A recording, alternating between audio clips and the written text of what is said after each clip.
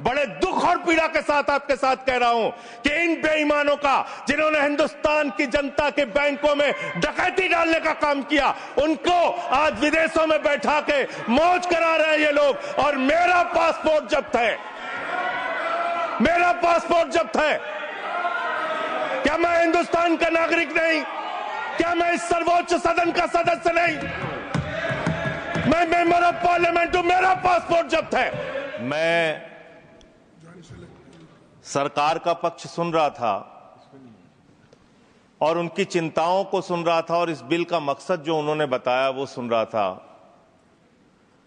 निश्चित रूप से महोदया, भारत की सुरक्षा सर्वोपरि है। राष्ट्र की सुरक्षा से किसी भी प्रकार का कोई समझौता नहीं होना चाहिए। देश के अंदर किसी को भी अवैध तरीके से घुसपैठ करने की इजाजत नहीं होनी चाहिए। देश के अंदर कहीं भी अवैध घुसपैठिया नहीं होना चाहिए। लेकिन पिछले 11 साल से इस देश के अंदर आपकी सरकार है।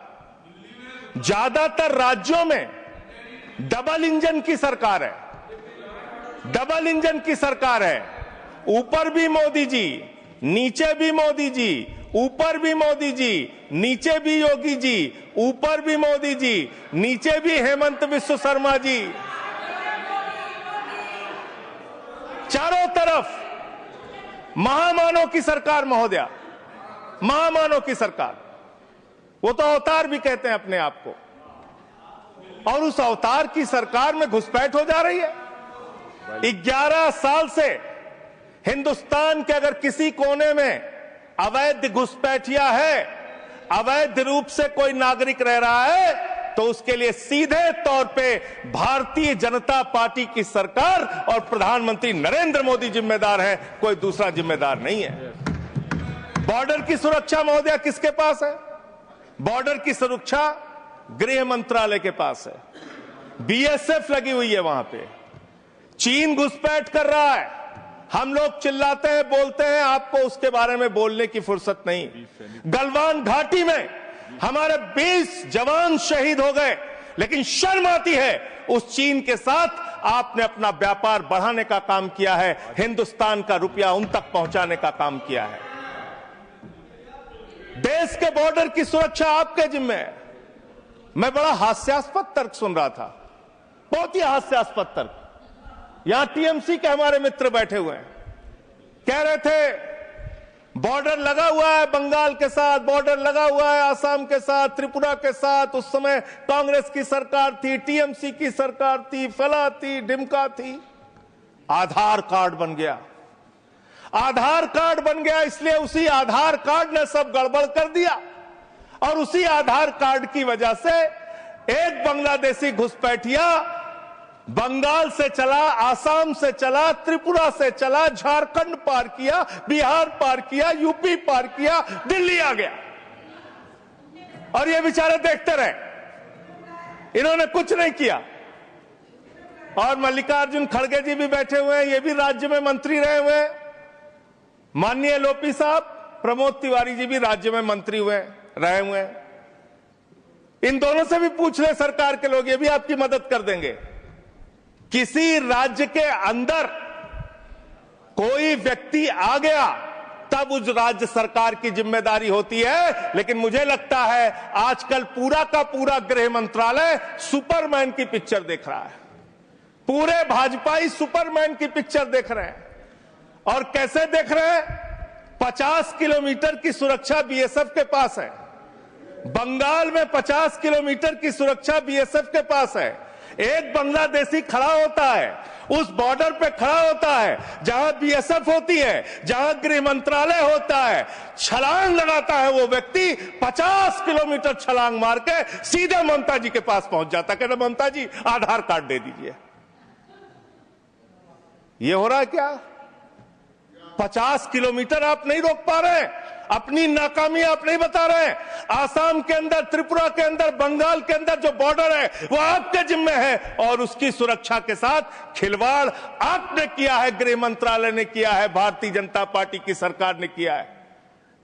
आप अपने दोस्त राज्य सरकारों के ऊपर मरते हैं अरे आधार कार्ड तो तब आदमी मांगेगा जब राज्य की सीमा में घुसेगा। जब 50 किलोमीटर सीमा की सुरक्षा आपके जिम्मे है तो आप क्या कर रहे थे? आपकी सरकार क्या कर रही थी? और वो बांग्लादेशी सुपरमैन है, वो सीधे 50 किलोमीटर फांद के आएगा, सीधे पहुंच जाएगा 50 किलोमीटर के बाद ममता जी के पास, हमें आधार कार्ड दो। ये कैसा तर्क है? ये कैसा तर्क है? और आपने कहा भारत के अंदर कोई भी नागरिक अवैध पासपोर्ट, अवैध वीजा लेके नहीं रह सकता। लेकिन मैं दूसरी बात आपसे पूछना चाहता हूं, इसका मैं समर्थन करता हूं, बिल्कुल नहीं रह सकता।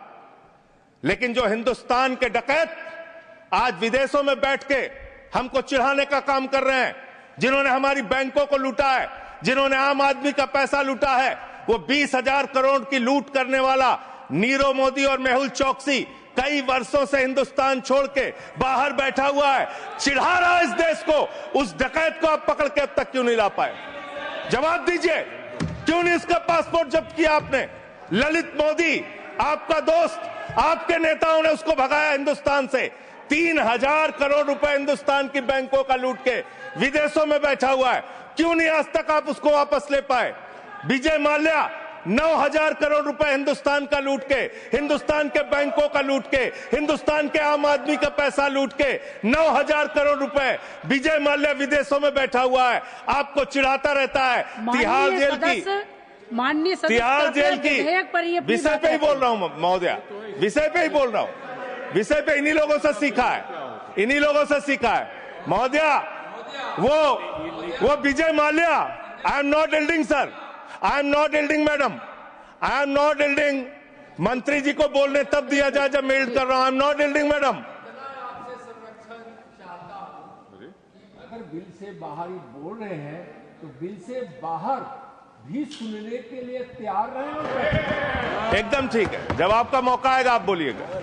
महोदया, हम लोगों ने टीवी चैनल पे खबर देखी, विजय माल्या आएगा, तिहाड़ के बैरक में रहेगा, यहां पे उसका रोका जाएगा, यहां उसको सजा दी जाएगी। टीवी चैनल वाले खबर चला रहे थे और ये लोग भी बोल रहे थे विजय माल्या को लाएंगे। 9,000 करोड़ रुपए की लूट करने वाला विजय माल्या आज विदेशों में बैठ के चिढ़ा रहा है। और एक ललित मोदी है, उसने कौन से देश की, संजय रावत जी, मुझे तो नाम में भूल गया, बानुआतू की नागरिकता ले लिया उसने। उसने कहा 1 करोड़ रुपए जमा करो, बानुआतू चलो, बानुआतू चला गया।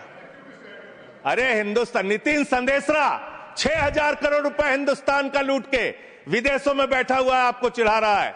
और महोदया, मैं इस सदन का सम्मानित सदस्य हूं, देश के सर्वोच्च सदन का सदस्य हूं, बड़े दुख और पीड़ा के साथ आपके साथ कह रहा हूं कि इन बेईमानों का, जिन्होंने हिंदुस्तान की जनता के बैंकों में डकैती डालने का काम किया, उनको आज विदेशों में बैठा के मौज करा रहे हैं ये लोग। और मेरा पासपोर्ट जब्त है, मेरा पासपोर्ट जब्त है। क्या मैं हिंदुस्तान का नागरिक नहीं? क्या मैं इस सर्वोच्च सदन का सदस्य नहीं? मैं मेंबर ऑफ पार्लियामेंट हूं, मेरा पासपोर्ट जब्त है।